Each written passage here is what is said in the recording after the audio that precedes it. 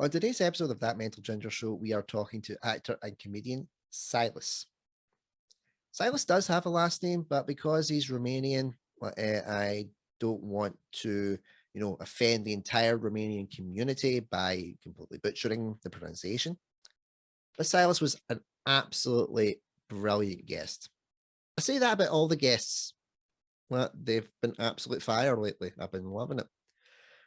And the way that you can tell is because a lot of the episodes are now hitting more than the hour mark, closer to like an hour and a half. That's because I'm having fun. I'm really enjoying speaking to them.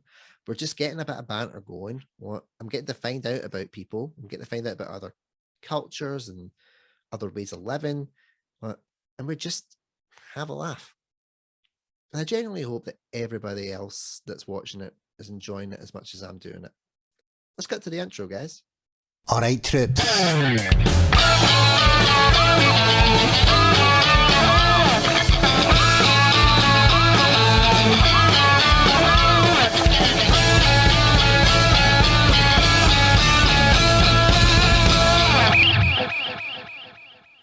Warning.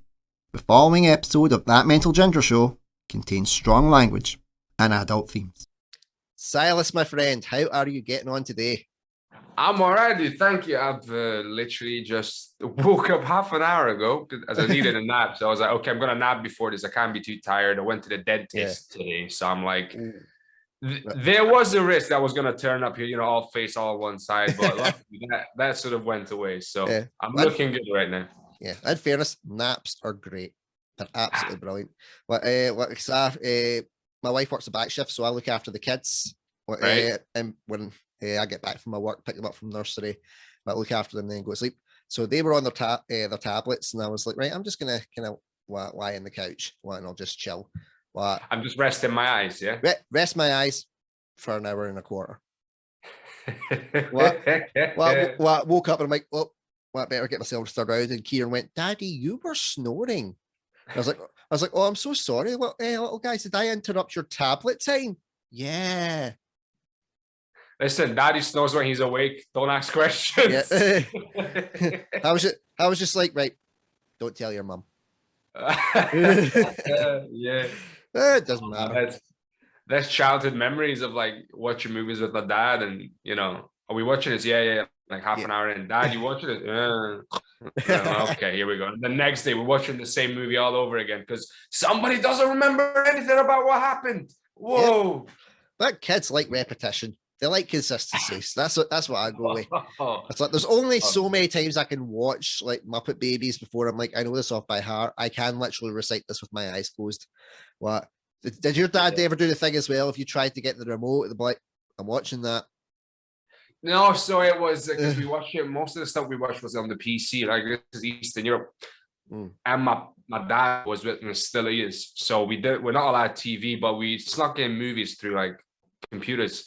So it would be like I was wanting to turn it off and watch something else. You just gotta, what are you doing? I'm watching that. I'm like, okay, fine.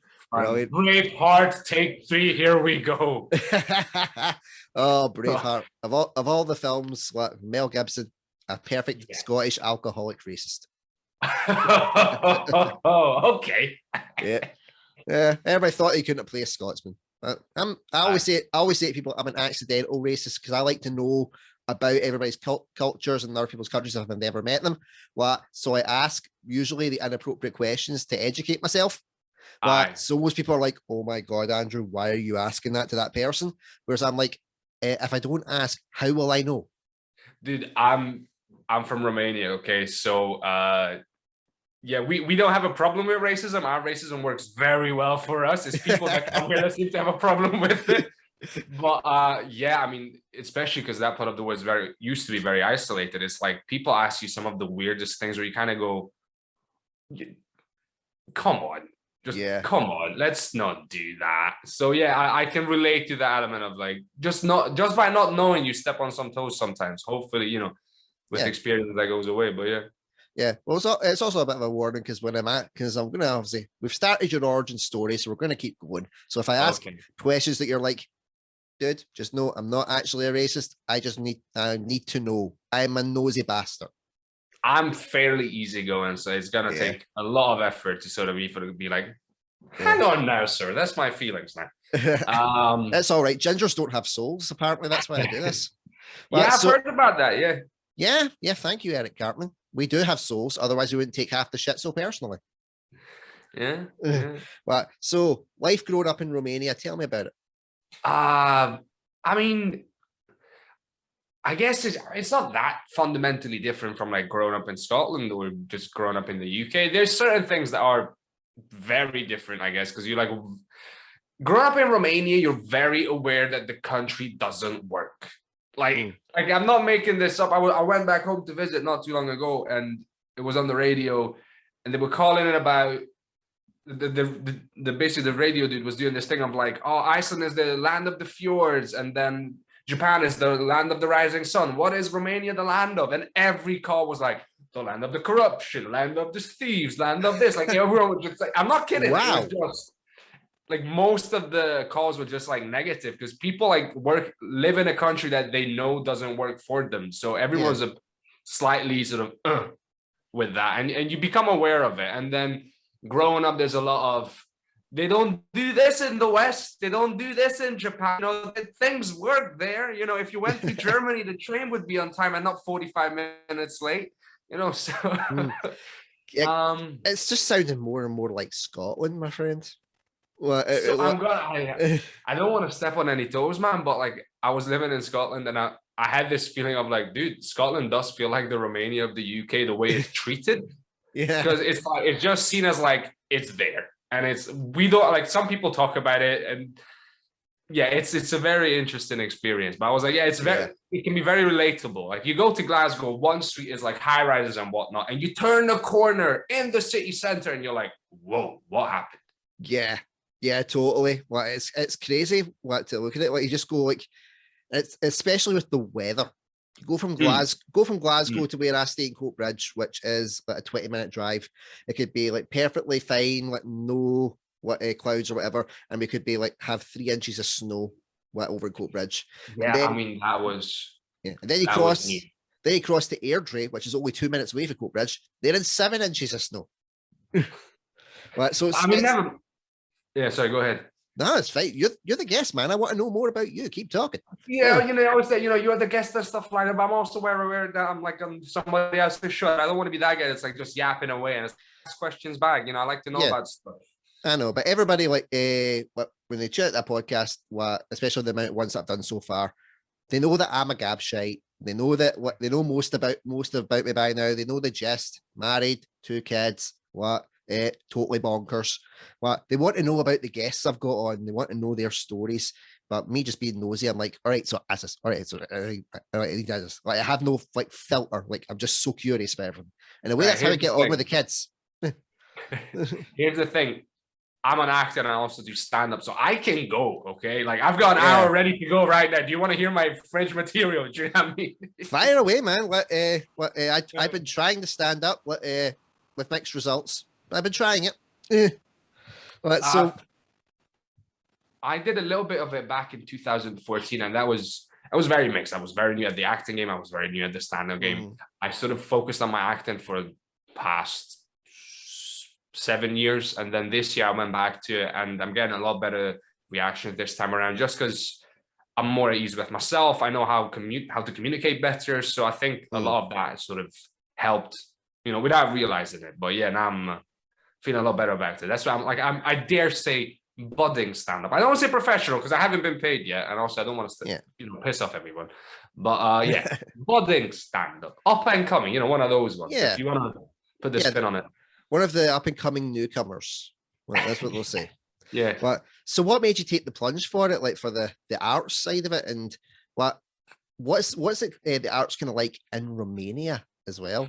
I'm very interested. Yeah, that is actually fascinating because obviously I left because I came over here wanting to become an actor, and then sort of had an eye for stand-up because I grew up watching a lot of comedies, and then it became, so once I became a teenager, that became watching a lot of stand-up. So like I just YouTubed everything from like George Carlin, and then saw some Richard Pryor special, and I saw Eddie Murphy's Raw and Delirious and things like that. So yeah, one of my memories is in high school doing George Carlin's "The Planet Is Fine, People Are Fucked" routine in Nice. English class, and then my teacher telling me off for using way too many fucks in English class. So that was But to answer your question more directly, the scene is slightly different, especially for the acting, because they still have the theater culture, where it's like there's a national theater, there's theaters in every city, there's multiple companies that perform. Like you can get a gig where you do, you don't just do one season, you're part of this theater company now and you're doing it for years. Like I know actors that were already sort of long-time members of the theater company in my hometown when I left. So that was in 2013, like 9 years ago. Yeah, and they're still members of it now. Yes, they're still doing it now. So there's there might be a bit more stability in that sense. Yeah. And then maybe here where it's very much a gig economy, where you do one role, thank you very much. We might bring you back, we might not. We'll see what happens. Be funky that way. Yeah. What does help though is here. I was having this conversation with somebody from back home as well, that here you can dream of like making it big, or just making it like not even making it big, because it helps. No one's gonna say no. Very few people say no, but just making a comfortable living from it, where I can actually pay my bills and go on holidays and things like that. Sort of not the living standard, but living costs compared to what you get as an actor, as a performer in Romania, are definitely sort of imbalanced and not in your favor. So that's why I personally left. Also, because I grew up watching a lot of the Western stuff, I was like, I want to do that. I want to do that kind of quality. I want to do, that image quality, those movies, those stories I was interested in. But now I'm here and I'm like, well, I want to tell my stories, but over here, so now it's becoming a thing where I'm like trying to represent Eastern European culture and like Transylvanian culture specifically. Yeah. But over here, so yeah, it's been interesting. It's been fun. Yeah. Well, has there been like a kind of, have you had any like kind of culture shocks for coming over from Romania to here? Like, it doesn't even need to be like big ones, like, oh my god, like what's this slang or here? What would you say has been the kind of the thing you've had to adapt to? I mean, you probably hear that the most, but I'm not gonna lie. So for me, living in Glasgow, and the fucking accent was a thing. Oh yeah, definitely. So I learned English by translating back home, right? So this goes back into my childhood. My dad's a Jehovah's Witness. They needed someone to translate stuff for their like church, and I ended up doing a lot of it. Dude, I've got like a crazy story if you want to go back into my childhood. But let's do this, and then let's go back to the Jehovah's Witnesses. I am very intrigued with this. I don't think maybe no one has said that to you in the history of time. Let's go back to Jehovah, but yeah, I'm interested. We want to hear about the Lord. Please tell us about the Lord. So basically, I arrived 25th of September 2013. I'm in London. Get off a bus. I came by bus. Okay. Wow. With a suitcase. And then at that time, my dad was in England. So he came out to the UK a year before I did, because I told him I want to live and study in the UK. And he thought, okay, well, I'm going to go abroad to work. Might as well be around my son. Yeah. Since then, he's moved back to Romania because there's been some health reasons and stuff. But at the time, he was in London. So I went to stay with him for like 5 days until I found a flat in Glasgow. And the plan was to come up here, go to RCS, or just try to get into RCS. Which just at that time only became RCS because it used to be RSAMD before. Yeah. Well, I don't know why they changed it to RCS. It made them sound extra wankery. I mean, I don't want to put that in RCS because it definitely has produced some of the top Scottish talent. Like, but did you get in? No, well, obviously not. Well, then they're cunts then.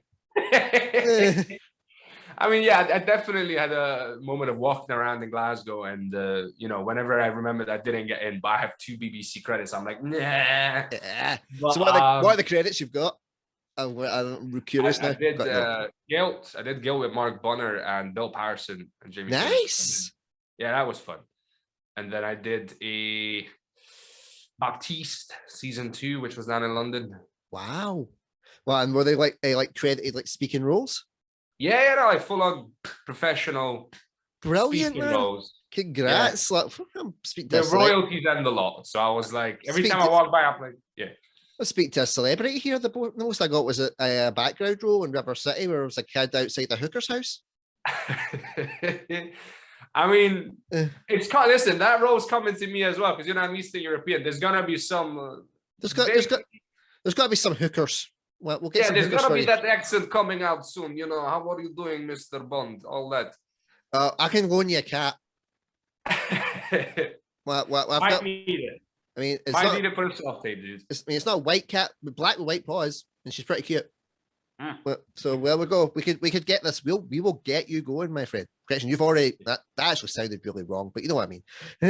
Hang on, I did realize that I didn't fully tell you the accent story, so I need to lean into that a bit more. Definitely. Let's get basically. But right, I'm in Scotland. I get up to Scotland 1st of October. Great guy called James Starditi. That was my first landlord in the UK. He's been fucking lovely to me ever since.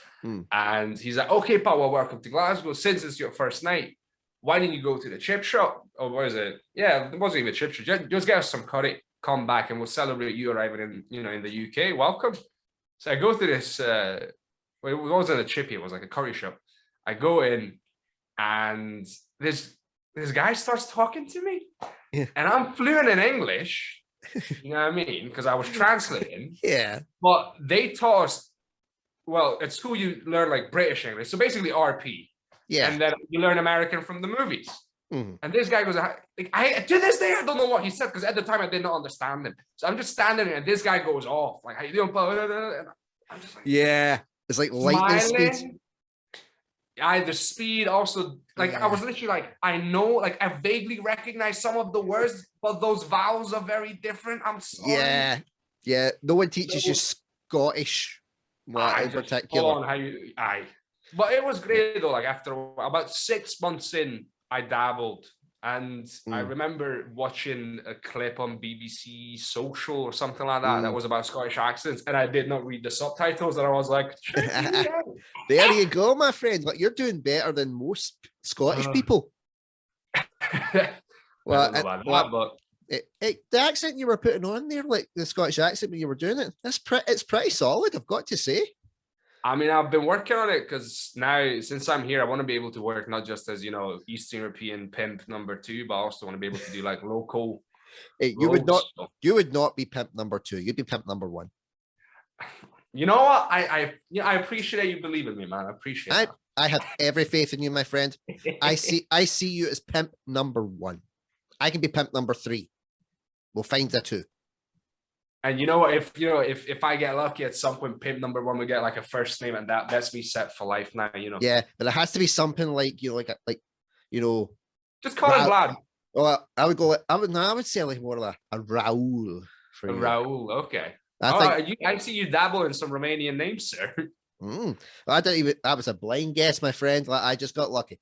That is one Romanian name as well. It's not. Technically, it's Latino. Like, a lot of the Latin-speaking countries have. It's like it's been kind of stereotyped as like Latin American, Mexico, that kind of stuff. And so I just was like, right, what sounds like a good name that I could give my guest is I'm going to make him the number 1 Romanian pimp. And I was like, gotta be Raul. It's gotta be. Well, see, people get really nervous about coming on this podcast, and then I start talking, and then they realize, oh fuck, this is all right. Well, I'll be fine. By the way, I'll live. Yeah, well, you've survived Jehovah. I think you can survive Ginger. Yeah, okay. The witness is a ginger, right? Yeah, the Ginger's witness. That could be a new religion. There we go. You never know. You might be onto something. Constantly diversifying here. This could be the new Scientology that we are coming up with, my friend. Well, since you're an actor, I could claim that I would convert like the first actor to the way of Jehovah. And here's the thing: I'm not trying to put my CV together or something, but I have experience in promoting and knocking, going door to door. Okay, so I'm just letting you know. Well, you've got to be as a comedian, hadn't you, or doing any type of performance work. You've got to just be able to just plug. That's why so many actors work in call centers. Yeah, it's basically training. So, what was it like growing up as a Jehovah's Witness? What? So this is interesting because mostly made peace with it, but every now and again, it finds a way to piss me off. So is it kind of like a PTSD thing? Not really PTSD. It's more, I'm actually writing a play about it right now. Fun fact, but I got a Ginger exclusive out you. Nice one. There you go. Not basically, it's kind of not weird to explain, but it's sort of complex, because here's why, right? They give you a sense of community, they give you a sense of purpose, everybody is taught to be respectful. Obviously people fuck up because that happens, but like the main tenets of like just being a decent human beings are very much there and very much enforced. Also, at the same time, I was told that feeling proud of yourself was something you shouldn't do. I was regularly corrected not to say you feel pride, say you're happy or you're content, but don't be proud, because pride goes before the fall. I was allowed to read some worldly books, luckily, but my gran, for instance, regularly mentioned it to me. Like, back in my day, we're not allowed to read novels. So that was like already sort of a step up. Not allowed to go to parties, not allowed dancing. Obviously, alcoholism is a no-no. It sounds like my ideal religion. Yeah, you'd say that, but then there's... just specifically for me, but because like I can't dance, I don't like dancing. I don't really like going out in public. That's why everything that I do is kind of indoors. Well, I don't drink, I don't smoke, I don't do drugs. So it's like I'm pretty much there. You just got a What, do they have like a baptism for Jehovah's to come into? So I never did, because they believe you're only baptized once you're reach the age of maturity, so 18 plus. Although I think they have done it to some teenagers that were like very zealous. Yeah. Although I don't think in my church, but like there's different Jehovah's Witnesses. So there's the big one, the global one. Yeah. That's not the one I was part of. I was part of an Eastern European offshoot of the big Jehovah's Witnesses. So my Jehovah's Witnesses thought that your Jehovah's Witnesses are too modern. Wow. So that's really fascinating. Like, have you had like experience with the religion thing up in Scotland yet? Like the whole like Catholic Protestant thing? I mean, I've avoided it. I'm avoiding the religious thing. I'm avoiding the football thing, but I'm aware of it. I know it's a thing. I know it's got history. Yeah, so it's kind of similar to like what you're describing there. It's like, there's different, like essentially different subsections of like Christian religion, and then people are like, "What? We translated this bit to say that you're bad," and we said, "Oh, but you got that wrong, so you're bad." And I'm like, "Yeah, of course." But you're all following the same cliff notes. Be a good person. Don't be a dick. Yeah, those are kind of the ideas, but then there's like certain, there's different shades, but that happens in every religion. It's give it enough time, people start splintering off. That's just how it goes. Yeah. Especially because if you make it like your life's mission, Jehovah's Witnesses very much make that religion their life's thing. So like me being an actor is a no-no. There's no famous Jehovah's Witness actors. At least none we know of yet. Hey, well, we do have one. You have 2 credits, my friend. No, but I'm saying is, the only reason I became only way I became an actor was going, okay, I'm not a Jehovah's Witness anymore. I'm done. I'm out. So it's not like Catholicism where you could say you're an atheist and don't believe in God, but everybody just goes, you're still Catholic, right? Oh no, it's very much not like that. This is like, do you have to have like how some like religions have this whole like excommunication and stuff like that? Do Jehovah's Witnesses have something like that if you have to like denounce it? Oh yes, they do, and it can be even worse actually. So basically, because I was never baptized, I was never officially excommunicated. I just know where I'm at. I know where I'm at, with my former associates. I'm not trying to make it sound like the mob, right? But it's like I know that there's a gap between us, even if I'm not angry with them, and there's some of my childhood friends and stuff. Yeah. If I sit down with them, there's 5 minutes in, we're talking about demons and the end of the world, and I don't have the time for it, mate. Sorry. So there's that sort of gap. But officially, the official doctrine, especially with the worldwide Jehovah's Witnesses, that if you leave them, if you were brought up amongst them and you left them, you're considered worse than somebody who never heard of them. So there's something they call shunning, which is complete cut off, no contact at all, no conversations, nothing. I'm lucky because my parents don't do that. Right. But basically, the group that I'm from, so I just hear my flatmate talk in the back, and I was like, hang on, what's going on? Is it important? Hey, well, if the flatmate wants to come and pop their head in for a cameo, Well, that's all right. Nah, We're all for a a bit second, I random thought you was this. asking for me. Yeah, we're all a bit Uh, random this year, my friend. As you're learning, Okay, good. No, basically, so my parents group doesn't do that, luckily. So I'm still very Yeah. much in touch with my parents and we talk. But like the global one, they do cut you off. There's films about it now as well. One of them called Apostate. Yeah, Where it's like literally from that day, they announce it, you've been excommunicated. Thank you, bye-bye. Your friends do no longer talk to you. You are nobody. You do not exist. So wow. that will mess up your mental health. Yeah, definitely. What? Like, and that can happen with family members as well. Sorry. Yeah. Bye. What they've just got to, like, you know, it's just that it's like I'm thinking of the Mandalorian. It's like, this is the way. Off you go. Yeah, well, I mean, to give you an idea, so growing up, it was Bible. You're supposed to read the daily text every day. So you pray when you wake up, when you have food. So that's it works out about 5 times a day. If you eat 3 times a day, plus you pray when you wake up and when you go to bed, that's about 5 times a day. Wow. Then you got Bible study on a Tuesday. Yeah.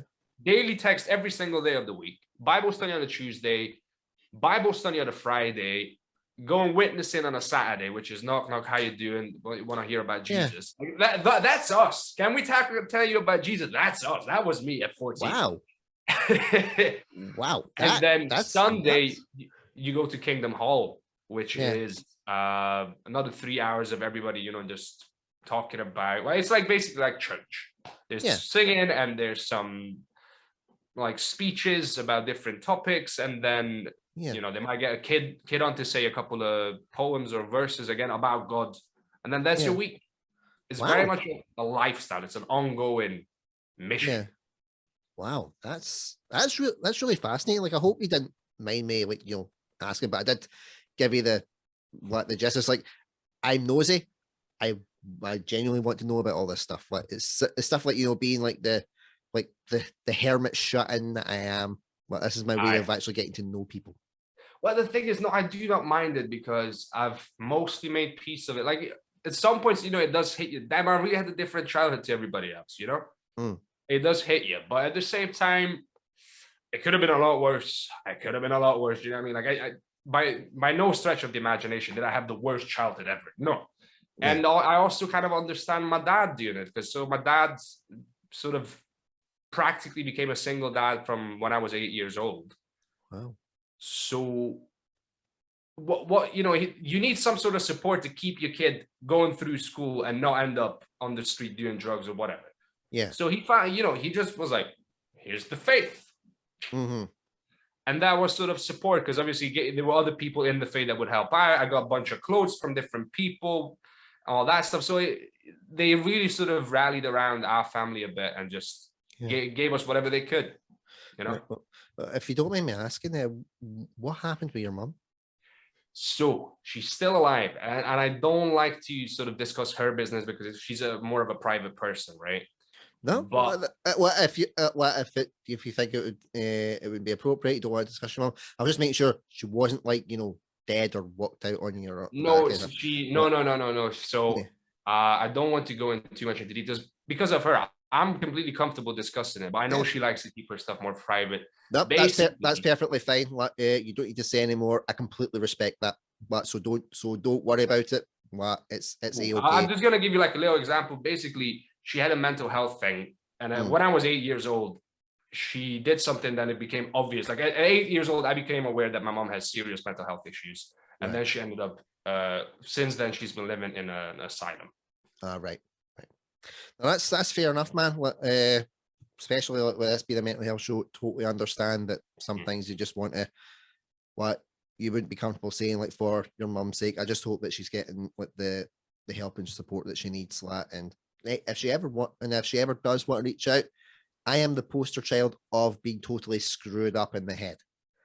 I am willing to give you a run for the money. I am willing to, give you a run for the money, but it's not a competition at the end of the day. So that's one of the things I do in my my stand-up. Like, when you see so I'm going to ask you, do you have any like medication or anything for mental health issues wise?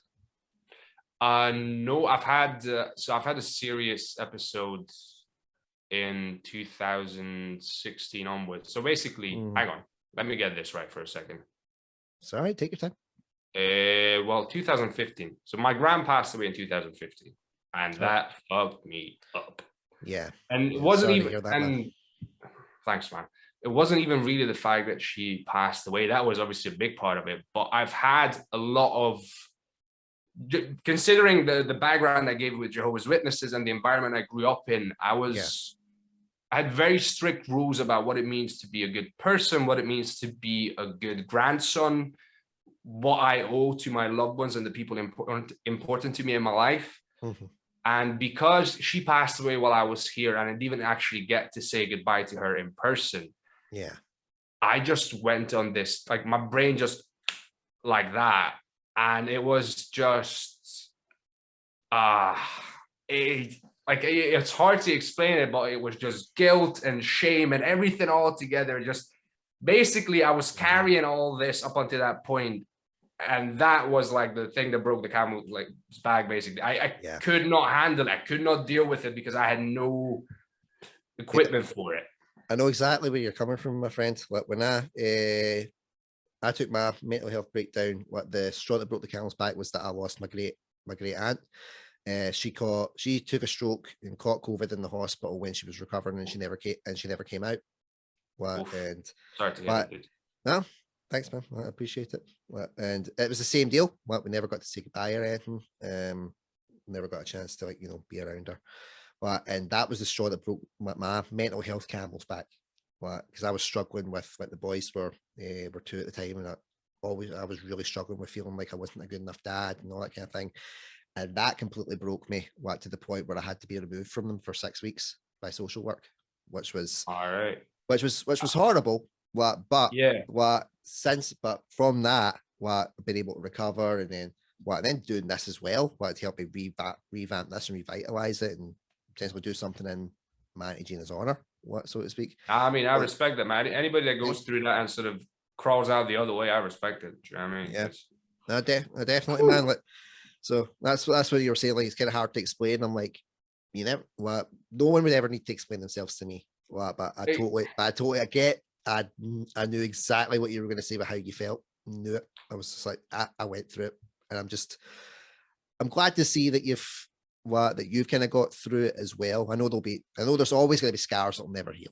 We both get that, but you see me from what I seen anyway, because I do obviously my market research, which is known as stalking. Yeah. Well, and the stuff as I was opening up, I was like, shit, in the past half an hour, I should have been reading up on how he does this stuff. It's all right, man. Sometimes it's more fun when they don't have a clue, because I'm like, okay, come to party. You can do anything. It's part of the show, man. Did you not see it? That's what I do. And you're like, okay. But it keeps it fresh as well. It's like people will send me if they're coming on, here's all my acting credits, or here's this and here's that. I look at the bare minimum. I look at, they're an actor or a comedian or whatever it is. This is where they're from. Rest of it, I try to forget, because I want to have the same curiosity that I think and that I hope to anybody that's watching, that every other guest would feel watching this, would feel, I guess they would want to know about them, so they can live vicariously through my stupidity. Yeah, I mean, it's relatable, because it's like nowadays everyone posts everything on their Instagram and socials, and when you meet up with them, we're like, I know everything that happened to you in the past week. What am I supposed to talk with you about? Like, what are you gonna surprise me with? Yeah, pretty much. That's why I only use my socials for the main things of promoting the podcast and stuff like that, or me going, well, hey, I got this TV job, get up, you. that kind of thing. So when I do get word that say people, I'd like to come on the show, and I'm like, you're a dancer, so I'll make sure everything's set up, and then I'll leave it for a little bit, and then I'll just look at the big kind of, as I say, obviously in the acting world, the cliff notes. Well, I'm like, right, this person, this is the stuff they do. Let's have fun with the rest. Yeah, exactly. Just like a little outline and then color in the rest. That makes sense. Yeah. It's like when people come on with a podcast, they're like, this is not like any other podcast I've ever been on. If they've never been on it? But it depends on the style. Some people like to do structured question and answer. We'll do thorough research. get everything they can about it and all that kind of stuff. What that stuff would I tried and it stressed me the fuck out, man. Well, it was I mean, that's inside the actor's studio, basically. Yeah, basically what, and I don't that's good for the people that do it. What, and if that's their thing and they're good at it, fair enough. But that's not my style. My style is like you like right now, I'm sitting in my dining room. It's like I'm like, you're in my dining room with me. Well, we've met up. Let's have a conversation. Let's have a chat. Well, we'll have A and we'll have B, and let's play about in the middle bit. I mean, you must have picked up on my gorgeous little wardrobe over there. Yeah. Of course, I was trying to figure out what type of wood it was. I was like, is it a beech wood? Is it a mahogany? Well, I was really interested. And I'm also interested with the poster in the background, like the leaf. Well, that's the one piece of product placement. So I got that from Guilt. So when I did Guilt season 1, yeah, the main character runs a music shop called Leaf Beats. Yeah, and we got it at the end as a sort of parting gift. Nice one, man. Oh, that's brilliant. Look, that's your claim to fame right in the back there. It is. No shame. That is my biggest claim to fame so far, probably. So. Yeah. No, definitely, man. Well, I mean, I would never put up something like that. You know, that Metal Ginger Show, listen on YouTube, Spotify, following socials. It's not like you were surrounded by, like logos. No, I'm just chuffed that I made it myself, and I'm like, I want people to see it. I made it. To be honest, yeah. I mean, that it definitely has brand identity. You know what I mean? Yeah. Well, I spent so long getting beat up for all this type of stuff, this mop on the top of the head, and then eventually it was like, wait, this is my marketing tool. Let's exploit this fucker. Well, yeah, that's the joy of this industry, man. Like, you have so many different sort of careers and job titles that you need to do in one business. Like, I was talking about this with other actors, where it's like, or if you do stand up as well, then you're a writer, performer, promoter, social media, director, manager, whatever you want to call it, accountants, because someone's got to pay taxes, right? Yeah, definitely. Well, depends which comedian you ask. Well, we can't all do the Jimmy Carr thing, right? Yeah. Well, we can't all do the Jimmy Carr thing, as in like he gets caught, but you still like him because he makes jokes about it. Well, and I was like, respect, man. I respect it. Yeah. But it's in comedy is something I've always had a lot of respect for, because even though people say to me, "Oh, you're funny, you should do stand up, or you should try stand up," comedy is something that I respect because I know I'm not as good at it. I can work on it. And well, put a yet in there, sir. Yeah. Don't you put yourself in a box now. Well, you never know. It's like I'm witty and I can be clever, but straight out, like, belly laugh comedy, like, I've never really been able to get to grips with. Well, but I can understand. Yeah, but when you start trying. Yeah, but when I see like people doing it, like go to stand up nights and that, it just gives me so much respect, because I know the work that goes into it. Like you said, you got to be a writer, a director, a producer, like I said, an accountant as well, an event planner, a marketer, promoter. Like there's so much that's involved in it. It's like how I had a magician on, and he's used to the whole thing of like, like people hate magicians, and I'm like, I love magicians, because it's like anything. I know the Dan O'Brien thing was the whole, like, they practice for hours and claim it's magic, whereas pianists don't go up to their keyboard and go, where's all this coming from? But it still takes a lot of technique and a lot of practice and a lot of skill to do something. And just creating the illusion to do it in the first place. Yeah, sorry, go ahead. No, it's fine. Like, carry on, man. I was just gonna say, I think people definitely hate bad magicians, but bad magicians are horrible. Like, you don't want to be like, right, I can see part of the hanky out the sleeve, man. It's like, I know what's coming here. It's like, but the ones that are good at it, because they've got to be performers as well, they've got to create the subterfuge and the deception. So like, you're looking at the shiny over here while he's doing all the stuff to get ready for the magic trick on this side. It's like, and I've always loved that. It's just really fascinating to me. And it's the same deal with comedy. If you think that you could do it, but it would take a lot of practice and a lot of skill, something that a skill set maybe you're not quite comfortable with, you respect the craft more. And I always do, and I really do respect it. I really respect the stuff that you do. I mean, I'm gonna say thank you in the name of all stand-ups, I guess. I'm taking that mantle on myself. Don't worry, I've had a There's few already stand-ups someone on. furiously typing. I was like, what stand-up has he done? I haven't seen him in anything. I was like, okay, fair enough. Yeah. But don't worry, yeah, I can sort that out for you. I'll sort it. Now it's funny you say that about magicians, because they're definitely like, they're a very specific genre. Mm-hmm. And as you were talking about, you know, they perform in front of an audience and the whole subterfuge, but you're trying to trick so many people, right? And it's in this day and age, you know, like this, with all the conspiracy theorists, like there's someone watching the clip going, hang on a minute, you know, like it's you know, that takes balls, man. Like the more I'm in the business that sort of experience it, the more I have respect for other people in it, because I'm like, damn, what you're doing is not easy. Like, the same with like comedians that do puns. Yeah. You know, the UK standard response to a pun is like that's the standard response. I learned that here. I did not know that's a thing until I saw like one pun comedian go up in front of me, and I was like, oh damn, good luck, sir. Like, you're so I to be honest, I have even more respect for him. Even if I don't find all the puns funny, I'm like, but you're doing a set that you know is either gonna work or it's not gonna work at all. Like, there's no pun comedian I've seen that were like midway through people started going, oh, that was a good one, that, and then it's just good ones. No, it's either people get it from the beginning or they just go, huh, throughout the whole set. Yeah, it's crazy. Well, that takes balls, man. That takes balls. So how many gigs, like comedy gigs, have you done? So I did some back in 2014, and that was like 7 or 8. And then now I've started doing it more seriously again. So I've been gigging since end of February.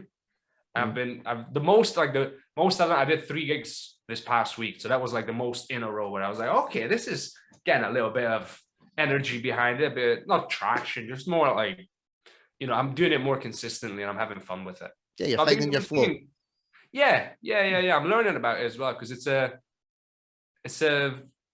like once you get into it, it's like there's small details that make all the difference, you know.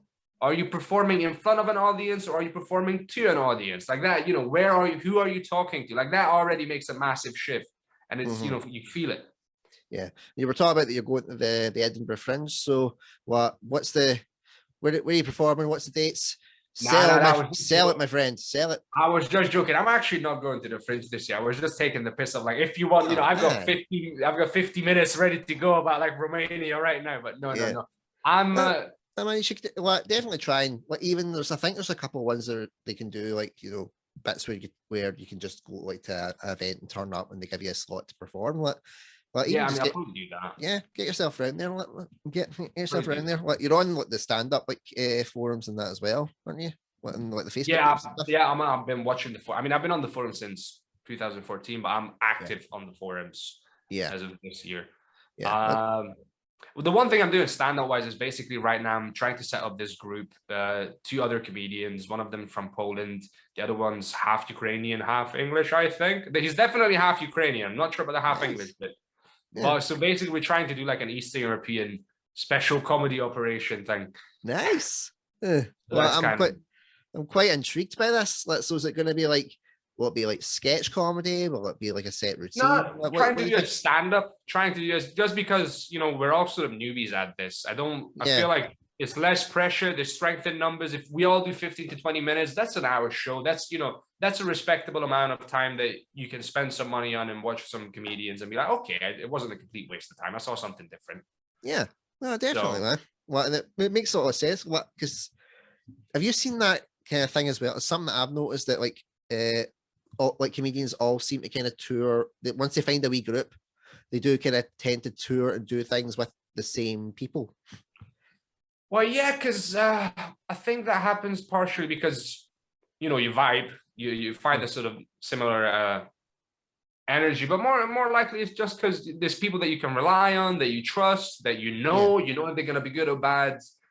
So it's a lot of that, I guess. It's just plus if you're touring with them, that means you're spending time with them, and there's nothing worse than being stuck with someone you do not like. Yeah, definitely. That's just marriage. Yeah, I was. Where's the kid? Hey. Well, I'm only kidding. I get no respect. Here we go. We're preparing you for Pimp #1. Raul is in the making. We are preparing this character, my friend. It's like I say it to all the guests. Backstory. Yeah, I say it to all the guests. Like, I am shit at coming up with my own ideas, but I'm great at helping other people. That's called working in the writer's room, my friend. Yeah, I really should start. I should really start like writing stuff down. But then I'd be like, oh wait, that's not funny. Okay, that's not good. Whereas if it's on here, I'm like, okay, well, I wonder if they actually did use the techniques that I gave them. I wonder if they did use the joke that I thought of. I wonder if he is going to be a Romanian pimp. See, that's that's the old what is it? The old self-consciousness kicking in. Like, I write a bit, and this is the most hilarious bit. And on the day of performance, this has happened to me every single time. On the day of performance, that half an hour ago, and I'm like, none of this is funny. What are you thinking? Mm-hmm. And then you're like, calm down. Like, now I'm aware that this happens. So I'm like, I still feel it. It's like, you can't not feel it, but you're just aware that even though it feels like it, it's not true. Yeah. And then you go and you do it and you give it your all and people laugh and you're like, see, idiot. Yeah. It's one of the, and do you not find it's quite funny, like, when you're doing like your set and something that you think that will get a laugh maybe doesn't quite land, but something that you didn't expect to get a laugh gets a huge laugh, and you're like, where the fuck did that come from? Dude, no, that absolutely happens, man. And it's not even, I mean, when you really wanted something to get a laugh and it doesn't, it just, because you expect, like, I'm aware that, you know, it could bomb. You're aware, especially you've been around comedians, you're going to bomb at some point. Oh, yeah. So it's more like, oh, fuck, keep going. But when somebody laughs at something you didn't intend as a joke, you're like, what? Yeah. Like, it throws you. Yeah. It happens to me in the restaurants. I don't know why. Yeah. It's one of those ones where I look at it and I was like, when I did it, there was this line, I thought, this is a really good kind of comparison, like, because I compared, like, you know, having psychosis with basically being on reality TV. Right. Okay. Well, and I thought, this is really good. I think this is going to be really good. Died in its arse. Nothing at all. Right. Whereas a throwaway joke I made about, like, suicidal ideation, which was, you know, where you think that you constantly feel like you want to die but don't have any plans to do it, or as I call it, an open mic night. That was the reaction I got, and I'm like, I didn't even think that was as funny as the other thing. But so like the stuff before that, I completely dropped, and I'm like, okay, that line's funny. I'm gonna keep it. Yeah, no, that happened to me as well. It happened. I talk about being from Transylvania and the reaction to Transylvania versus Romania. And there was one line that I just ad-libbed into it with something that happened to me with a taxi driver, because taxi drivers in Glasgow are chatty as fuck most of the time. And they will, you know, they'll try to relate to you, which is, I mean, most of the time it's funny and it's great.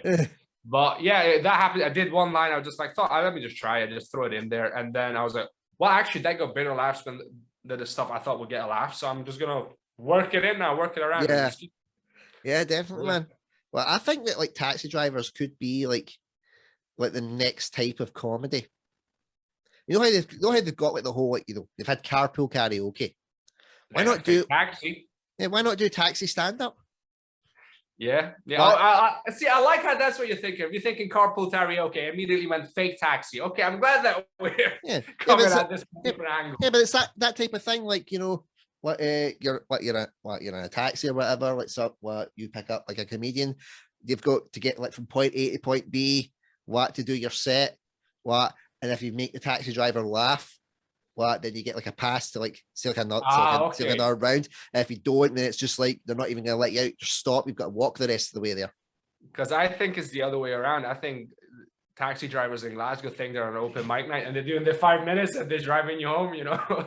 Yeah, I would love to see that as well, though. Like, you know, like a taxi drive, like someone's flipping it around and, like, a comedian going to pick up a taxi driver and going, right, so you think you can do this, right, into the back? And it's the same deal, like, it'll just be like one of those, like, interactive things where you vote like how shite their pattern is. And it just, like, the worst votes they get is, you've got to try and keep the votes up, or they just stop the car and kick you out, and you just got to walk to wherever it is for the rest of the way. I think you just came up with a new reality TV show where people rate, you know, taxi drivers' pattern. I think it's a great idea.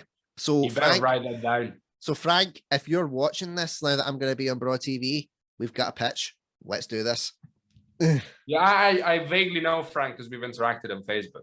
Yeah, no, Frank's a brilliant guy. Like, and he's got what he does have a lot of things planned, and for some reason, I mean, I'm not allowed to talk about this, but there was something your name attached to on Netflix I saw popping up on my feed. So yeah, that's what I can talk about. What it's in, like, it's a TV pilot, and it's going to get pitched to Netflix. Whether or not it happens remains to be seen.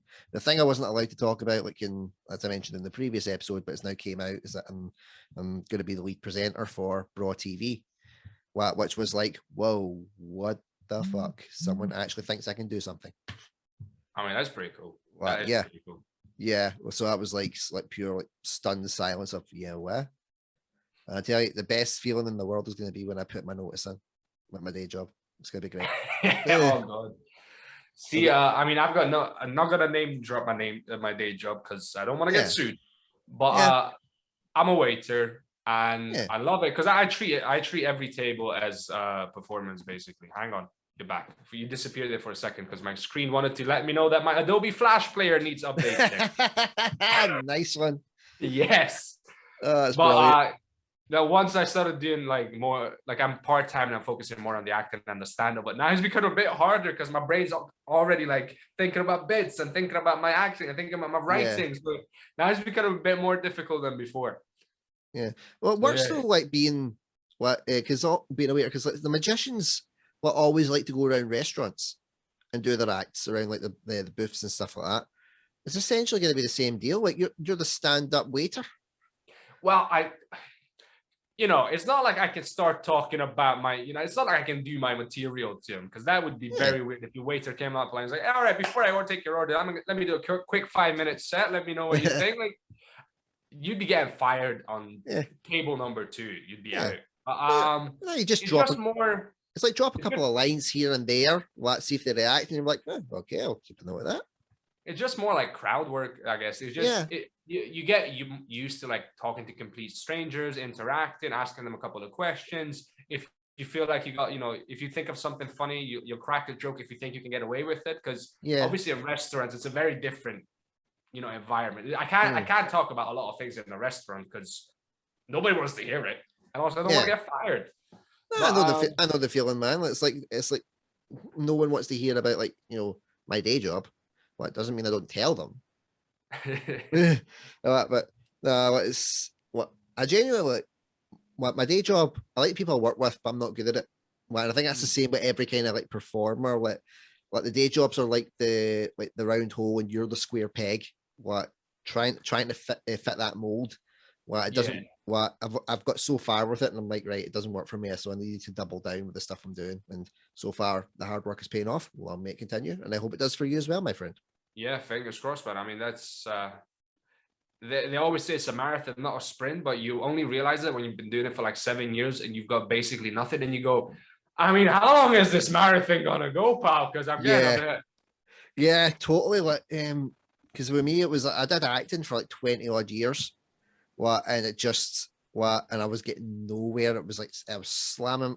Actually, I think I would have had more success slamming my head off a brick wall. You could have put it on YouTube. You never know. Yeah, but that was the point. Like I was doing acting for so many years, it just nothing seemed to click. It just didn't seem to get any further. I'm like, realistically, what am I doing? And then I started the revamp of this podcast in October of 2021. And everything's skyrocketed since then. I mean, that's last year, man. Yeah, and it went from 76 subscribers in October to at the time of this recording 3,500. Nice, so you're getting that good YouTube money. Yeah, I'm getting that whole 0.08 pence. Swimming in that dough. That's a lot of money in Romania and other countries. Hey, I plan to be a pound heir. It's like a pound millionaire. No one just It's like one of the jokes that I do make is that it's like I was really chuffed to get monetized, but then inflation kicked in and I still can't afford a Fredo. But I was like, well, the worst part is it's true. But it's just the fact that it's growing so quickly, and I'm like, how the fuck did this happen? And you do think back to like 20 years trying to do acting, what like X amount of years trying to do like singing, like attempts at stand up and failing, and then something that I thought, right, I'm going to do this. What, see what happens. What, get on some people I know in the industry. We'll talk about mental health. What, we'll try and raise a wee bit of awareness, and all of a sudden it just started climbing and climbing and climbing, and it was like, I mean, it looks like you were building the sort of the groundwork for it, you know, without realizing it. Like, it's just because some of the skills sort of overlap of like public speaking, communication, interacting with people, things like that, you know, do come in and sort of are present in like in acting and stand up and podcasting and all sorts of things. So it seems like you built yourself a skill set. Yeah. Without in spite of yourself, you could say. Yeah, basically. And it was just like, I'm like, okay, this has happened. And it was through obviously doing the podcast that like Frank noticed me, and then I get scouted for that, and then there'll be hopefully more stuff coming in the future. Nice. And it's just like, it's so crazy how it can go from like a famine to a feast so quickly. You can, but see, so this is a good thing about mental health. Right now, I'm in that stage where I'm like, yes and no. Like, it goes to famine to feast like that, but you have to be very much aware of all the stuff that came before it, all the lessons you learned before it, because in our industry, obviously, there's a lot of no's and there's a lot of frustration that comes with trying and trying and trying and getting the bare minimum. And you need to learn to sort of appreciate the bare minimum positive feedback. Yeah. Because like, it happened to me, you know, I got out of acting school, and then, you know, you get an audition. I got an audition straight after I finished, or sort of once I became active. Then I got another one, and then dead. And you're like, what's going on? And then you sort of have to start appreciating those little things. Where like, well, I didn't get the role, I got a call back. You start going, okay, I'm building relationships. People know my name a bit more. And then, so it's a tricky thing where you have to do a lot of expectation management. Yeah, definitely. A lot of it. Yeah. I think because I was always so used to managing the expectations on the low end, like, you know, like like I didn't get an audition, but at least they got back to me and they said like why they weren't going to put me for audition, like all that kind of stuff. Yeah. So I was always used to managing the low expectations. So when the good stuff started coming, like which I've been very, very fortunate over these last few months for the good bits to start coming. And I know that I'm really fortunate to get it. But it's like I've not been used to managing the good parts where I'm like, hold on, this is happening and this is good. This is happening, this is good. I'm more just going, am I fucking dreaming? Yeah, no, I get that. I'm like, have I been in a coma for the last 6 months? Yeah, no, there's definitely there's a lot to talk about there as well. If we you know, from mental health perspective, was like, if you only used to the bad stuff, or not the bad stuff, but like, as you said, not a lot coming your way. When a lot comes your way, it's almost like you need to train yourself for that as well. Yeah. Because, you know, next thing I know, Mr. Mental Ginger over here is off a binge with hookers and cocaine. So, you know. Well, hey, one can only hope. Well, in fairness, like, my idea of like going on a binge would be like getting 2 Domino's pizzas. Oof. I have done that. I have actually done that. Yeah. I actually did get like what would have been like a dream job for me. I signed up to do like you know, you get those like things where you do surveys and stuff like that. Yeah. And you can like, you know, build amount of points and you can get like wee gift card vouchers and shit. And I thought, why not? I'll do it. What have I got to lose realistically? Nothing. Worst comes to worst, I get to they know my data, they know my information. I'm on YouTube. Everybody knows my fucking information. Doesn't make a difference. Yeah. But so I did it and went through, and it was about like food and drink. And going through it, and it came up when it was like, what would you like to be selected to be a pizza taster for? Oh, you got that job? Yeah. Because I signed up for that job. Because I was like, okay, well, not thinking it would happen. And then my wife messaged me, what the fuck have you been doing? I just see this big dry ice box with 4 pizzas in it, and I'm like, is that the company I'm thinking in Glasgow? Maybe, I don't know if I'm allowed to say, Yeah, What? yeah.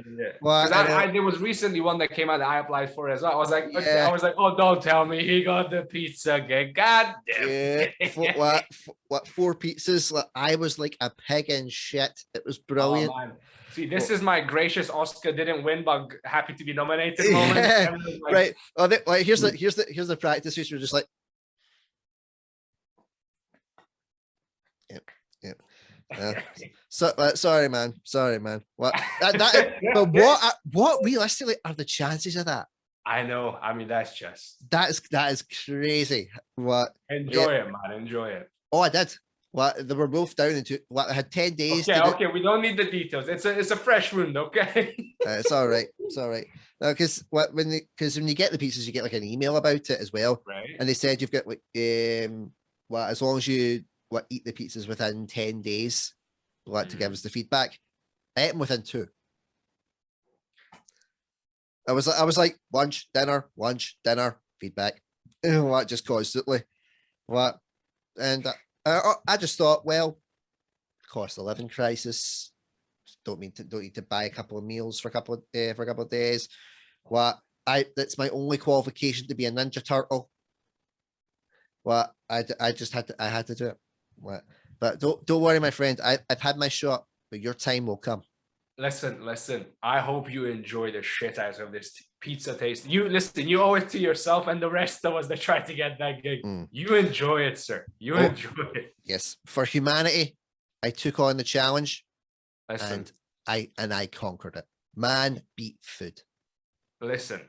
If I'm gonna go into that shop in the next couple of months, I'm gonna taste the pizza. I was like, I know who okayed this. I will know exactly who to complain to. Exactly.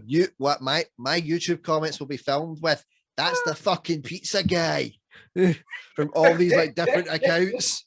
You're like, oh, they don't make the pizzas like they used to. Ever since I got this new guy, the taste gone too shite, mate. Like, why did you recommend this pizza? It was pish.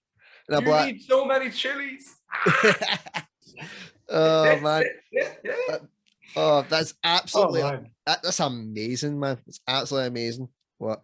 So good, yeah, good for you, dude. Yeah, thank you. I appreciate it. Like, it's in a way, it's in a strange way, it's been nice to speak to someone who has the same level of passion for pizza as I do. Dude, I mean, I just looked at it. I was like, "You're gonna pay me?" And I don't know if you pay me. You give me free pizza, and I don't have to pay. I was like, "Please, thanks." Yeah. It was just like it was called like a no-brainer. Like, yes, I want to sample pizza. Yeah. And not have to pay for it. Who does it? Exactly. It was like I was so waiting to see if there was going to be like a Hawaiian one, just to deliberately put out because I was going to be like, just put a picture up, but not tag the company or anything, but just be like, does pineapple belong on pizza? That kind of thing, and just really wink, nudge, nudge. Wink, nudge, nudge, and just really kind of put the cat amongst the pigeons, as they say. I know what, but no, sadly I didn't get one. But I don't mind pineapple being on pizza. Doesn't bother me. Are you the anti-pineappler? Neither do I, but don't tell anyone.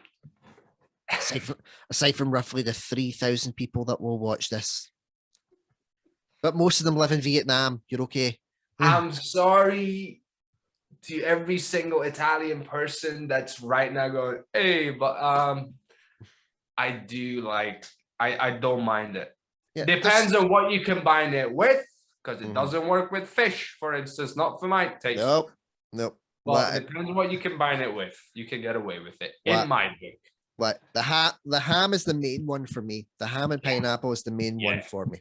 Any other type of combinations, I'm not sure about. Just that level of citrus to balance out the meatiness. Yeah, it's a good balance. And I just think about, they complain about this pineapple on the pizza. No one complains about pineapple being in a sweet and sour, for Chinese. And it's exactly the same kind of thing. You've got pineapple in there, and you've got a meat product. It could be usually it's chicken. Yeah. In fairness, but nobody complains about that. I know there's pineapple in some kormas. I didn't know there's pineapple in some Chinese food as well. Huh. Yes, sweet and sour chicken. It's in there. You can get jars of the Uncle Ben's sauce with extra pineapple, And I get deliberate just to piss off those fuckers. So here's the thing. I've had a bad experience with sweet and sour chicken because I used to work, again, not gonna name the place, but I used to work for a buffet in Glasgow where I guess it's not liable because it was in the papers. The owners are not allowed to run a business for about combined 17 years for tax reasons. Not naming anyone, but it was in the papers. Not naming it. I saw how they made their sweet and sour chicken, and maybe that's just me being completely, unaware of the industry standards and regulations. But I looked at how they made it, and I saw all that sugar, and I was like, no, thank you. Yeah, that's totally understandable, my friend. Like Chinese is not like my preferred takeaway option. What it's, as you may have guessed, pizza. Well, but my wife loves the Chinese. So I've had to diversify a little bit. Listen, this is strictly sweet and sour chicken. Anything else on a Chinese menu, I love 2 bits. Yeah. My wife got me into chicken satay at Chinese. Okay. Oh my God! It's like I never knew what heaven had tasted like until I had it. And I was the skewer barbecue thing. Yeah, you can get it as a skewer, but you can also get it as like an actual dish without the skewers as well. Okay. Well, just the sauce. And I was like, oh my God, this is beautiful. Because I used to love the chicken and black bean, but the place that I get it from started making it spicy, and I was like, why is it spicy? So you took that personally. You were like, excuse you, sir. Yeah, I'm like, gingers can't stand heat. Why are you doing this to me? Oh, you're not a chili eater. No, not at all. Well, I'm like, I know it's just not built in my DNA, man. What we can't survive anything warm. It's the gist. Like love and affection. No. No, that's the whole thing without us having the souls. When we must be tough. Yeah, we don't know what love is sometimes, but we put up a good front. Man, I've had an absolute blast with you tonight, man. I'm really, really glad that you came on. Let me just be getting to. This is why I love doing the podcast. Like, you could go into right, it's a podcast about mental health and the arts. And all of a sudden, you wind up talking about gracious loser faces for free pizza. It's amazing. Listen, there's a mental health aspect to it as well. Do you know what I mean? Of course, you have to take your losses. Yeah. And the whole point with what this podcast is like, if somebody watches it or listens to it and it takes away for a wee hour anything that's going on in their life, maybe gives them a little bit of a laugh and maybe gives them a wee bit of encouragement, I've done my job. If it helps one person, makes one person go, yeah, that was good. Yeah, that's good. Difference made. Worth more. And also, you had fun.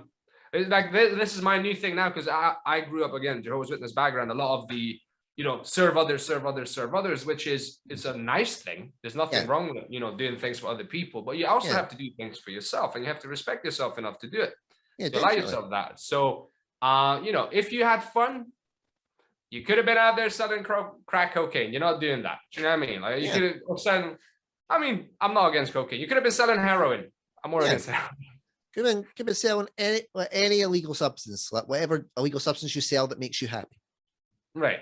But like you could have been doing actual bad things. You were not. You were having fun. Yeah. Yeah. So definitely. You know what? You enjoy it. That also made a difference to you, and that counts. It does. Well, and it really does make a difference. It does take away from, like, I was going through, I really kind of, it wasn't a bad patch at the start of the year, but I noticed my mental health was dipping. And I was like, oh, I need to stop doing. I was like, I'm going to stop doing the podcast. And then I picked up on it, and I was like, no, don't. This is just the negative parts of your brain. Trying to stop you doing the things that you like to do, and you will spiral again. That is the tricky bit. Sometimes, because you need to recognize when you're burnt out or when your mind is playing tricks on you. And in this case, I knew it was playing tricks on me. Because I was doing like loads and loads of interviews back to back, and then I took time off from it, like for the holidays, and I got the burnout, and I was like, right. So I was like, so I don't know if that's just like me kind of growing up or whatever, or having a slight understanding of how my brain works. I was just like, no, keep going. Cut it down to doing the recordings twice a week. But keep going. Just take a wee bit of the pressure off. So That But was you making an adjustment, but not giving up completely. yeah, and it hit, and I was right. What going on? What those were the highlights of the week. But when I still wasn't feeling like myself, and I was thoroughly enjoying it, and I was getting that time to speak to people and learn about people and just what the things that I like doing. What I like helping people as well. So if it hit, Yeah, I mean, well done, you, man. Just the fact that you already had that knowledge, or you learned that along the way of, I'm struggling, but like, because like with mental health, there's a lot of like well-meaning bullshit. yes, And it can be in the way of, you don't need help, tough enough, and you'll be fine. No, you won't. Trust me. No, you won't. On the one hand. On the other hand, there can be that sort of, it's okay, just let it go, let it all go, just relax, just don't do anything. And that's also well-meaning, but very detrimental. Because the next thing you know, you're in your living room going, I'm not doing anything. I'm not even doing the thing I like. What the fuck am I supposed to do now? Exactly. And by that point, you start questioning yourself, thinking it's too late to go back to doing that. So then you try and do something else and try to start from scratch again, and you're just repeating the cycle. Yeah, I mean, if we actually have like a full-on like intense conversation, there's so many different ways our brain fucks us over, or we fuck ourselves over. It's like the amount of people that start something, expect good things straight away, doesn't happen, give up, and then start all over again. It's ridiculously high. Yeah. And it's simply expectation management. Yeah, it was like I was doing I was doing a like a business course when I was off my day job, and it was about like the how to kind of grow on YouTube kind of thing. Because you hear a lot of people like saying like and a lot of people that have contacted me specifically since I got monetized, they were like, how the hell did you do that in such a short space of time? How did you do it? Oh, you must have got lucky, or the algorithm must have liked you, blah blah blah. And I was like, I don't know how. I don't know how it did. So I went in the course to kind of like sharpen things up and try and enlighten things about it. And there was a lot of kind of interesting stuff on it. And it was down to, and he'd mentioned like, it was like 2.3 billion people are on YouTube or have like a YouTube account. I'm one of them. Yeah. It's like, and another percentage of them create content. But the majority, and they're like, and they say, oh, we're not getting picked up, we're not getting this, and we're not getting that. But then you look at the quality of the content, and this was their quotes, not mine. Well, obviously, what they were saying, it's mediocre. It's like they do. That's the thing, yeah. It's like they do it. They do this little thing. They expect the instant viral hit. They don't get it. They either slow down or they stop. Yeah. They don't keep the consistency. They don't keep the routine and work at it. And that's what. No, absolutely. I'm reading a book called The YouTube Formula right now, which the first chapter is look at your content. Just look at your content with an honest, not don't let the inner voice go, this is shit. Yeah. Is that by Sean Cannell? Is that by Sean Cannell, the YouTube Formula? Hang on, I can double check it right now if you want. I'm not sure. Because if it is, it was his YouTube course I was on. Give me 1 second. Hey, my friends, we are going to check this and see if we've got more symmetry going. We've already had the pizza coincidence. Let's see if we can get another one. Right? It's by Daryl Eves. Well, I know of Daryl Eves as well, though. Well, in fairness, I was when you were away, I was like, right, let's see if we can get another pizza coincidence here. I was picking up on that. No. Yeah. I was hearing that. Yeah, but it was the same kind of deal. It's like you've got to look at your content. Like people don't mind, like if you start off like as they said, mediocre, as long as it's keeping consistent and there's little improvements here and there. Yeah. Yeah. Like if you go back and look at the first stuff that I done, it was shit. Think of the first stuff I did. No, it was like because I was starting out, I wasn't sure what to do. I did like a couple of things and I had no idea what I was doing, didn't know what the format was, I wasn't putting the effort in, didn't have a routine down. I was just kind of as and when I felt like it. And I was like, why did I not get any results? And that was the same thinking. Why is this not gaining any traction? What's going on? And then when I did the course and thought about it, I'm like, I made the conscious effort to revamp it, put in a schedule, put in a routine, get the work in, and the results started coming. It's the piece of advice my acting coach gave me was, because I was talking about my writing, but it applies to every single creative thing you do. Treat it like a job. Exactly. Treat it as a job that you like. But it's still like I was watching a clip about Eminem and how he does his studio work, where it's just like he shows up at 9, he's done at 5, and there was this, I don't know who was the other rapper, but was like, dude, he just left at 5 p.m. He's like, yeah, well, but you can still do another verse. He's like, no, I'm gonna come back, finish it tomorrow at 9 a.m.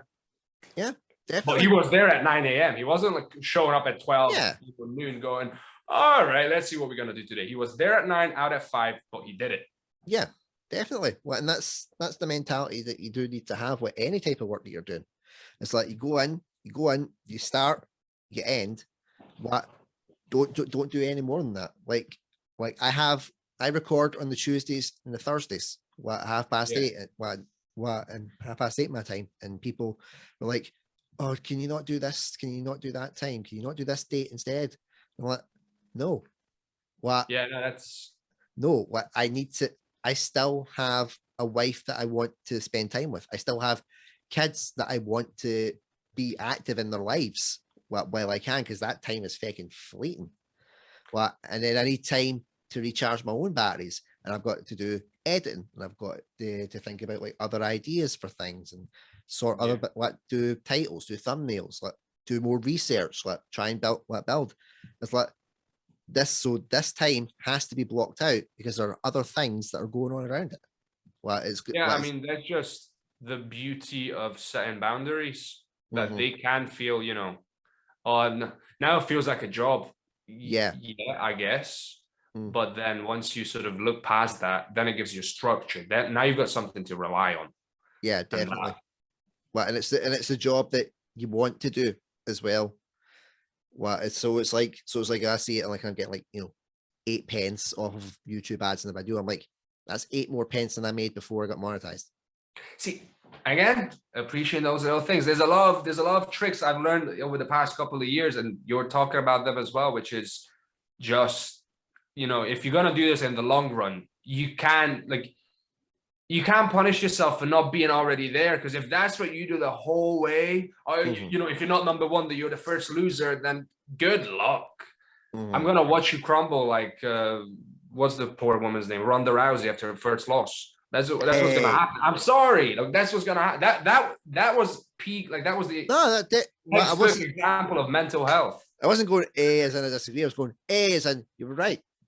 No, but that's what it is. That was literally, I'm unbeatable. I'm number one. She literally said the words, I'm only as good as my last fight. That's a lot of pressure. Yeah. And you shouldn't put that pressure on yourself. I know in those type of industries, like that's the type of mentality, but and it is in ours as well, but that's what's got to change. More than anything else, you've got to accept the fact everybody starts as the bottom bitch. Yeah. Everybody has to start at the bottom and work. It's like prison. You got no name and you got a bunk bed. Good luck defending it. Yep, definitely. You got to start at the bottom, but if you can, and if you're doing a career where you start at the bottom but you stay at the bottom, and there is no improvement, then that's how you know it's not for you. That's how I know my day job isn't for me. I've been doing those type of jobs since I was 17 at time of this recording. I'm coming from 35. I have never progressed in any job, in any of those jobs. And it's because. But you had no intention to, or not? No intention. Not the motivation. No, it's not for me. I'm doing it purely for the paycheck, so I can provide for my family. Whereas doing this stuff, I was at the bottom, and now I can safely say I'm a bit further up. It's not like I'm all of a sudden I'm like, oh, I've peaked, I've arrived. I've got a lot to learn, and you constantly learn. But I'm further on now than I was 6 months ago. To be honest, there's really no end to this. I want to get to the top, and then what happens next? Yeah. Like the second you get to the top, the only way to go is down, or keep going further, and then in that case, just forget about a whole. Getting to that top thing. Yeah, I just look at it as in like, you know, I want to just leave a little legacy behind, something that what my kids can look at when they're older and go, my dad wasn't a complete arsehole. Yeah, Yeah. that's a good way to look at it. Yeah, it's a good bit of advice. So that brings me to the last question that I'll ask you. If you could give one piece of advice to anybody struggling with mental health issues at this point in time, what would that piece of advice be and why? I mean, I'm not gonna try to sound deep or anything. Do whatever you need to do to stay alive for now. If that means taking your medicine, do it. Obviously don't try not to hurt people, like don't do that, please. But other than that, do whatever it is necessary to keep, as long as you're in the fight, you're winning. Yeah, definitely. And again, like you don't need to go like, whenever I say to anybody to give that advice, they're like, oh, I don't know if I can do this. I don't think I'm qualified. I don't think it's it won't be a really deep answer. I'm like, yeah, you go to the doctors, you can get those type of recycled stuff. But the guests, the Joe Blogs on the street, those are the guys you need the advice from. What we go through it every day, and they give the most relatable advice. The one thing that helped me, I mean, this was the main thing I can give to anyone, and it doesn't need any explanation, just stay alive.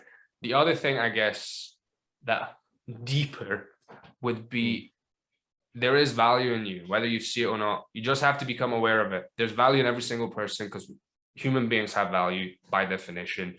If you don't believe that, that could be part of your problem. But just try to bear that in mind, because it does make it easier to go through it, just even a little bit. Definitely, man. That's all I've got. No, definitely, man. Some advice is better than no advice. And the best part is, in every guest I've had so far, when I've asked them that question, even if they think, oh, I don't know if I can give advice, or I'm not sure about it, they've always given advice, and it's always been good. Well, that's good. So I'm happy to be part of a community of you're people that need some advice. Yep. You're going to be part of another community, my friend. We're going on to Romania's new favorite subject. Ask Andrew anything. Oh, hang on. For my regular listeners, this is where, after grilling my guests for, which has been, once again, I think about an hour and a half. I'm on Gabshite fire these days. Dude, this was, I mean, I wouldn't call this a grill. This was more like a gentle searing, turnover, more like slowly bringing up the heat and anything. I'm cool, man. Well, I really appreciate that. I've been slow cooked to perfection. It's more how I feel. Well, that's good. Like, you have now been slow cooked to perfection, so you can ask me a question, and I have to be 100% honest. It can go really well. I mean, it goes really badly, but that's part of the fun.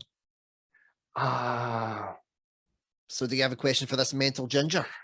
I do have a question. I have several questions. It's just, I feel like I don't want to ask questions, because I feel like I want to get to know you as a person. Like, I want to hang out with you, because I feel like you have a good vibe. So I don't want to Don't worry, dude. That's gonna happen.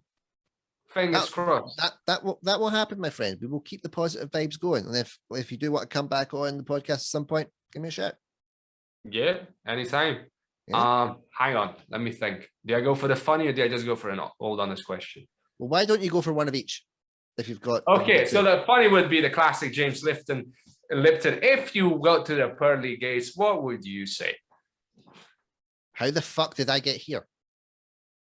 Right, fair dues. Well, because I am positive that I'm not just going to hell. Satan is waiting there with the keys to the gates of hell and going, at last, a worthy replacement. Well, I guess you have no soul, so you got that going for you. We got goals. It works. Hell literally is like the worst place for a ginger. It's constantly warm. See, I didn't think about that. See, I need to consider the just the physical reality of hell now. Yeah. Well, if you think about it like that, it's tailor-made for redheads to be. Well, just have the image of the classic every film about religious topics where there's one priest going, "You're gonna go to hell, and it's gonna burn, and it's gonna the fire." Yep, and that's just an average holiday to Gran Canaria for me. Right. So, what's your advice? What's my advice for anybody struggling with mental health? for anybody struggling with mental health issues? The cheeky answer would be listen to this podcast. What? Okay, you're allowed a cheeky answer. Yeah, so the cheeky answer would be that. The serious one would be what?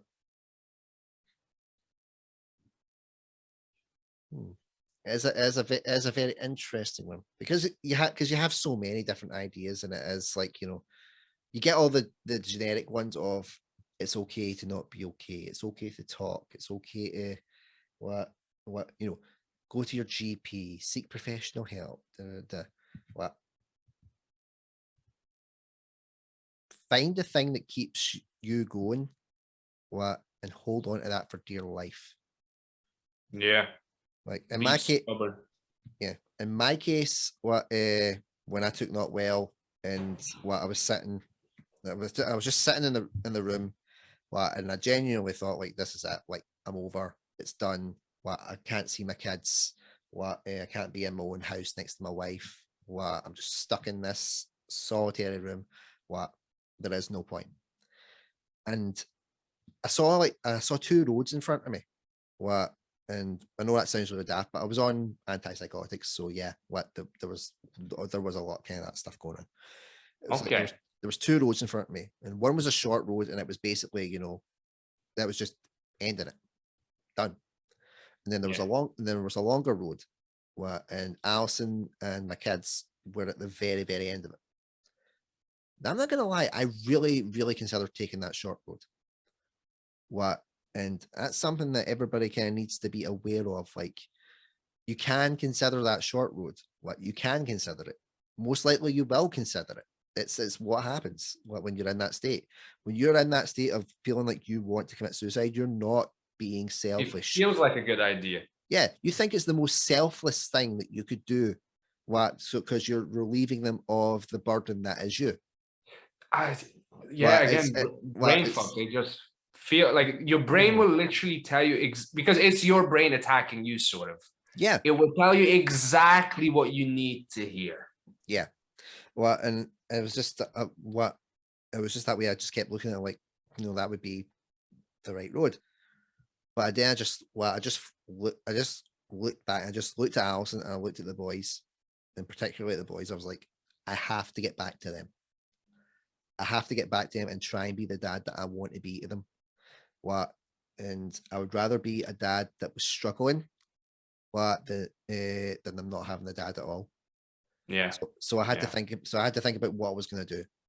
And it was one of the best bits of advice I got from the therapist that I was seeing at the time. It was like don't focus on tomorrow.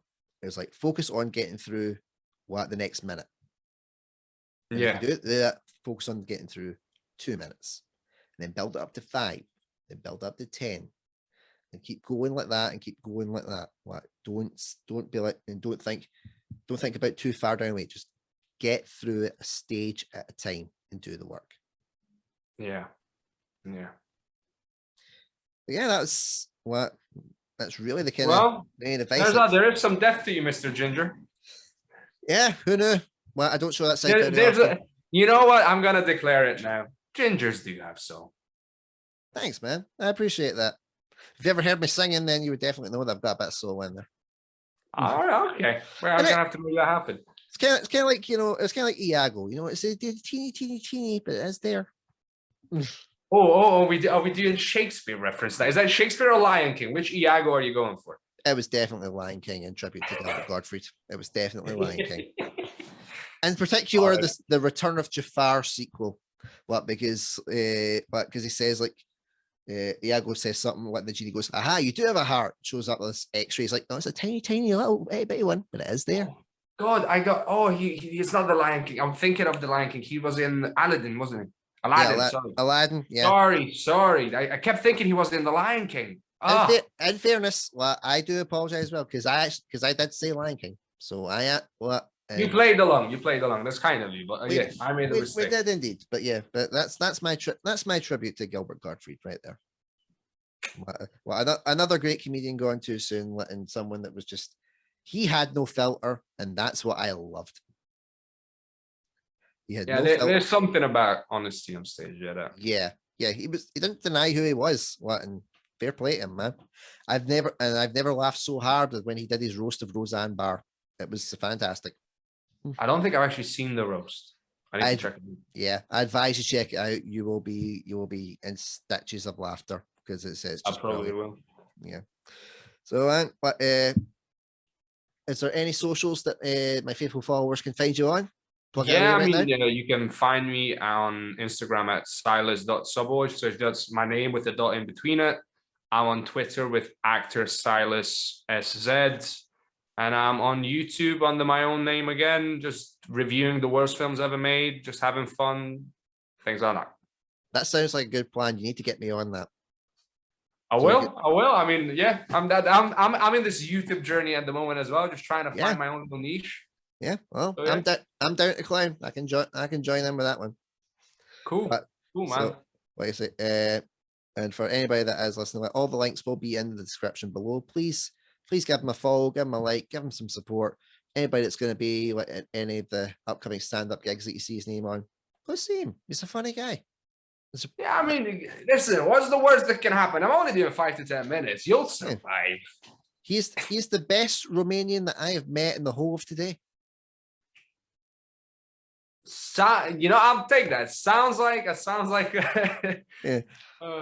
Well, in fairness, you are the only Romanian I've met, so there we go. Really? So there we go. There's a very high standard for any other Romanians that come along. Good luck to him. What can I say? Yeah, it's how I roll. Good luck to him, man. But no one will match the power that is Sylas. That does actually sound like a cartoon supervillain, doesn't it? You're the power of Sylas.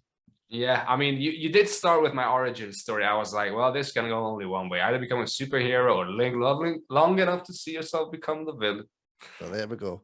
Well, we're going to have the Raul, Sylas, the Romanian pimp. Well, this is going to be like the Nick Cage movie of Sylas. We are going to make this happen, my friend. I've gave you so much wisdom, so much knowledge. Feel free to not take any of it. Cheers, man. You're joking. I'm taking notes. I'm like, what did I think of today? Yeah, well, like I say, when it goes up, have a look at it. See if there was any pearls of wisdom in there. Run with it.